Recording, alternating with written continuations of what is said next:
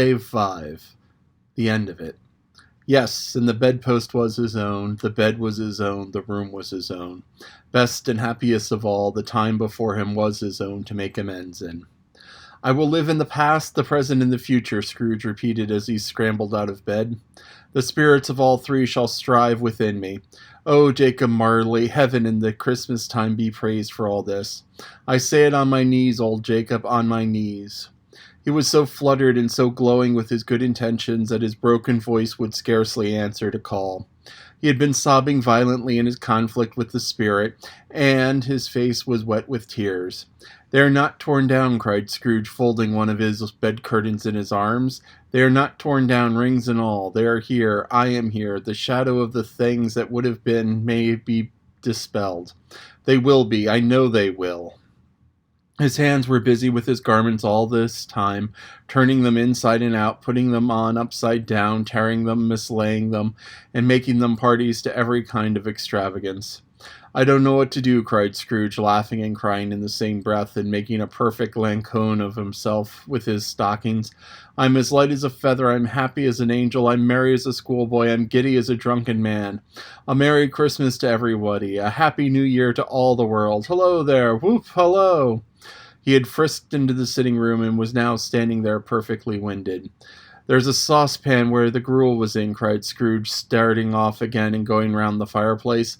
"There's the door by which the ghost of Jacob Marley entered. There's the corner where the ghost of Christmas presents sat. There's the window where I saw the wandering spirits. It's all right, it's all true, it all happened. Ha ha ha." Really, for a man who had been out of practice for so many years, it was a splendid laugh, a most illustrious laugh. The father of a long, long line of brilliant laughs.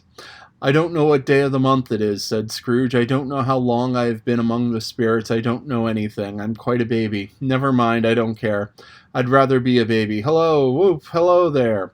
He was checked in his transports by the churches ringing out the lustiest peals he had ever heard. Clash, clash, hammer, ding, dong, bell, bell, ding, dong, hammer, clang, clash. Oh, glorious, glorious. Running to the window, he opened it and put out his head. No fog, no mist. Clear, bright, jovial, stirring, cold. Cold, piping for the blood to dance to. Golden sunlight, heavenly sky. Sweet fresh air, merry bells. Oh, glorious, glorious. "What's today?" cried Scrooge, calling downward to a boy in Sunday clothes, who perhaps had loitered in to look about him. "And," returned the boy with his mite of wonder. "What's today, my fine fellow?" said Scrooge. "Today?" replied the boy. "Why, Christmas Day." "It's Christmas Day," said Scrooge to himself. "I haven't missed it. The spirits have done it all in one night. They can do anything they like. Of course they can. Of course they can. Hello, my fine fellow." "Hello," returned the boy. "Do you know the poulterers, the next street but one, at the corner?" Scrooge inquired.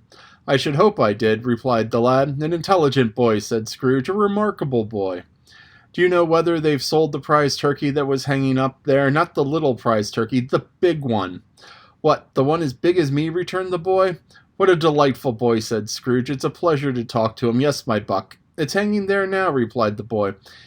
"Is it?" said Scrooge. "Go and buy it." "Walker!" exclaimed the boy. "No, no," said Scrooge. "I'm in earnest. Go buy it. Tell him to bring it here, that I may give them directions where to take it. Come back with the man, and I'll give you a shilling. Come back with him in less than 5 minutes, I'll give you half a crown." The boy was off like a shot. He must have had a steady hand at the trigger who could have got a shot off as so fast. "I'll send it to Bob Cratchit's," whispered Scrooge, rubbing his hands and splitting with a laugh. "He shan't know who sends it. It'll be twice the size of Tiny Tim. Joe Miller never made such a joke as sending it to Bob's will be." The hand in which he wrote the address was not a steady one, but write it he did somehow, and went downstairs to the open street door, ready for the coming of the poulterer's man.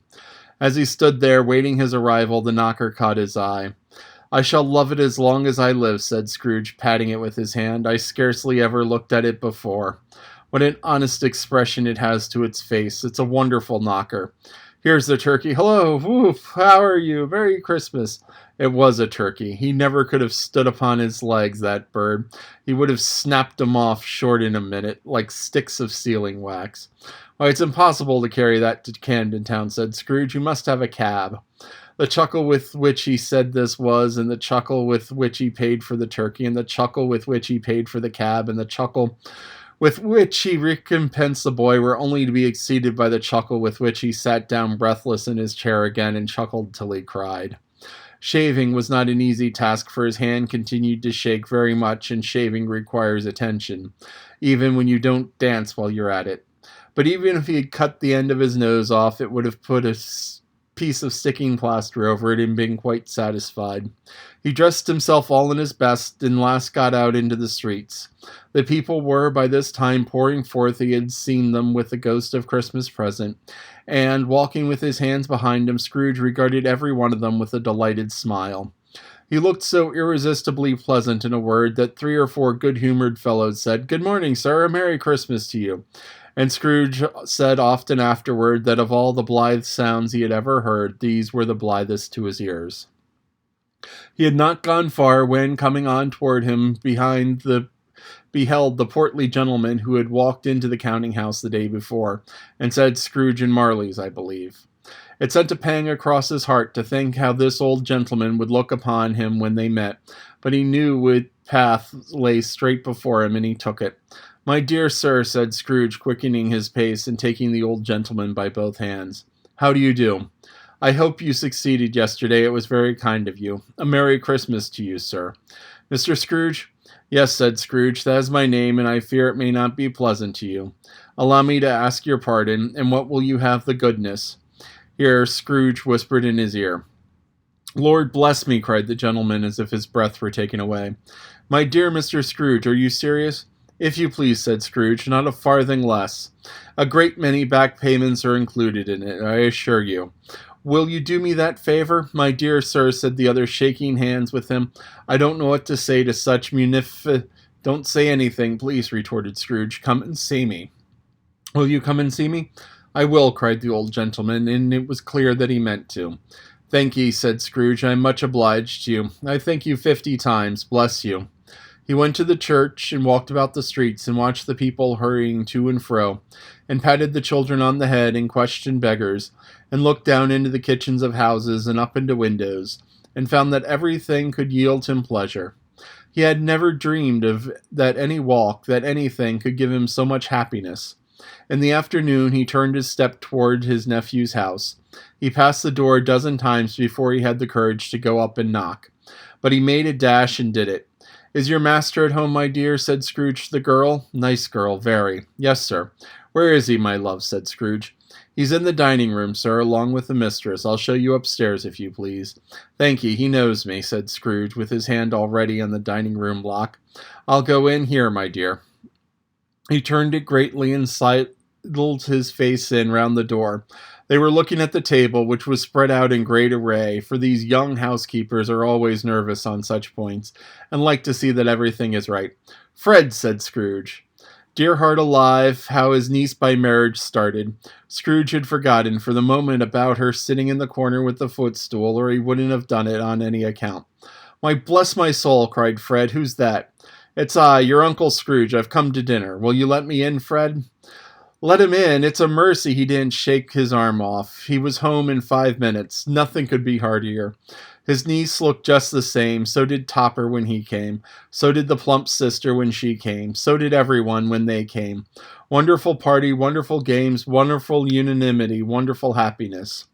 But he was early at the office the next morning. Oh, he was early there. If he could only be there first and catch Bob Cratchit coming late. That was the thing he had set his heart upon. And he did it. Yes, he did. The clock struck 9. No Bob. 1:15. No Bob. He was a full 18 minutes and a half behind his time. Scrooge sat with his door wide open that he might see him come into the tank. His hat was off before he opened the door, his comforter too. He was on his stool in a jiffy, driving away with his pen as if he were trying to overtake 9 o'clock. "Hello," growled Scrooge in his accustomed voice, as near as he could feign it. "What do you mean by coming in here at this time of the day?" "I'm very sorry, sir," said Bob. "I am behind my time." "You are?" repeated Scrooge. "Yes, I think you are. Step this way, sir, if you please." "It's only once a year," pleaded Bob, appearing from the tank. "It shall not be repeated. I was making rather merry yesterday, sir." Now I'll tell you what, my friend, said Scrooge, I'm not going to stand this sort of thing any longer. And therefore, he continued, leaping from his stool, giving Bob such a dig in his waistcoat, they staggered back into the tank again. And therefore, I am about to raise your salary. Bob trembled and got a little nearer to the ruler. He had a momentary idea of knocking Scrooge down with it, holding him, and calling to the people in the court for help in a straight waistcoat. A Merry Christmas, Bob, said Scrooge with an earnestness that could not be mistaken as he clapped him on the back. Merry Christmas, Bob, my good fellow, than I have given you for many a year. I'll raise your salary and endeavor to assist your struggling family, and we'll discuss your affairs this very afternoon over a Christmas bowl of smoking bishop. Bob, make up the fires and buy another coal scuttle before you dot another I. Bob Cratchit. Scrooge was better than his word. He did it all and infinitely more. And to Tiny Tim, who did not die, he was a second father. He became as good a friend, as good a master, and as good a man as the old city ever knew, or any other good old city, town, or borough in the good old world. Some people laughed to see the alteration in him, but he let them laugh, and little heeded them, for he was wise enough to know that nothing ever happened on this globe for good, which some people did not have their fill of laughter in the outset, and knowing that such as these would be blind anyway, he thought it quite as well that they should wrinkle up their eyes in grins, and have a malady in less attractive forms. His own heart laughed, and that was quite enough for him. He had no further intercourse with the spirits, but lived upon the total abstinence principle ever afterward, and it was always said of him that he knew how to keep Christmas well, if any man alive possessed the knowledge.